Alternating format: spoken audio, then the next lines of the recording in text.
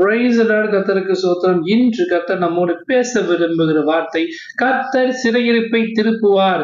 இன்னைக்கு நீங்க எந்த காரியத்துல சிறையிருப்பு அடைந்தது போல, சிறைப்பட்டு போனது போல இருக்கீங்களோ, கர்த்தர் எல்லாவற்றிலிருந்து விடுதலை தரும் தேவனாய் இருக்கிறார். ஆமோஸ் 9ஆம் அதிகாரம் 14ஆம் வசனம் சொல்லுது, என் ஜனமாகிய இஸ்ரவேலின் சிறையிருப்பை திருப்புவேன். அவர்கள் பாழான நகரங்களை கட்டி அவர்களில் குடியிருந்து திராட்சை தோட்டங்களை நாட்டி அவர்கள் பழரசத்தை குடித்து தோட்டங்களை உண்டாக்கி அவர்கள் கனியை புசிப்பார்கள்.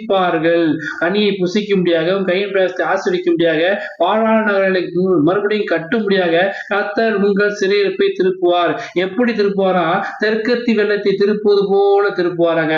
வெள்ளம் கரபுரண்டு ஓடி வரும், அது எல்லாவற்றையும் அடித்து போக முடியாது வரும். ஆனா எல்லாவற்றையும் தெற்கத்தி வெள்ளத்தை திருப்புவது போல உங்க சார்பில் உங்களை சிறைப்படுத்தும் போல எந்தெந்த காரியங்கள் இருக்கோ எல்லாவற்றையும் திருப்பி உங்களுக்கு மிகப்பெரிய விடுதலை தரப்போறாரு.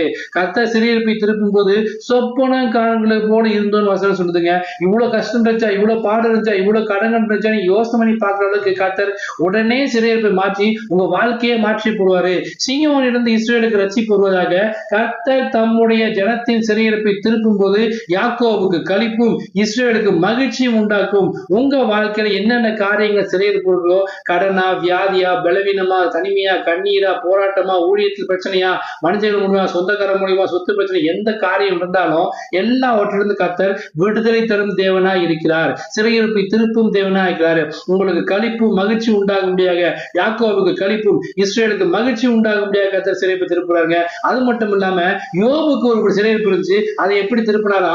யோபு தன் சிநேகிதருக்காக வேண்டுதல் செய்த போது கர்த்தர் அவன் சிறையிருப்பை திருப்பினார். யோபுக்கு முன்னிருந்த எல்லாவற்றையும் பார்க்கலும் இரண்டத்தனையாக கர்த்தர் அவனுக்கு தந்தளினார். நம்ம வாழ்க்கையில் என்ன பிரச்சனை இருந்தாலும் போராட்டம் இருந்தாலும் நீங்க மற்றவங்களுக்காக ஜெபிக்கும் போது உறவினர்கள் பாடுகளுக்கு கஷ்டங்கள் பாடுகள் மற்றவங்களுக்காக நீங்க ஒரு பாரத்தை சுமந்து இப்படியே கிறிஸ்துவ பிரமாணத்தை நிறைவேற்று வசனத்தின் பிரகாரமாக நீங்க மற்றவங்களுக்காக திருப்பி வாசனை ஜெபிக்கும் போது கர்த்தர் உங்கள் சிறையிருப்பை மாற்றி இரட்டிப்பான ஆசீர்வாதம் தருவாருங்க.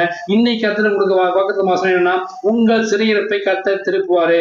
எந்த பாடுகள் உபத்திரவங்கள் கண்ணீர் இருந்தாலும் எல்லாவற்றையும் மாற்றி போட்டு யாக்கோபுக்கு களிப்பும் இஸ்ரவேலுக்கு மகிழ்ச்சியும் உண்டாவதாக வசனத்தின் பிரகாரமாக கர்த்தர் உங்களை சிறையிருப்பை திருப்புவாராக. விசுவாசோடு ஆமென் பெற்றுக்கொள்ளுங்கள். ஆமென். God bless you.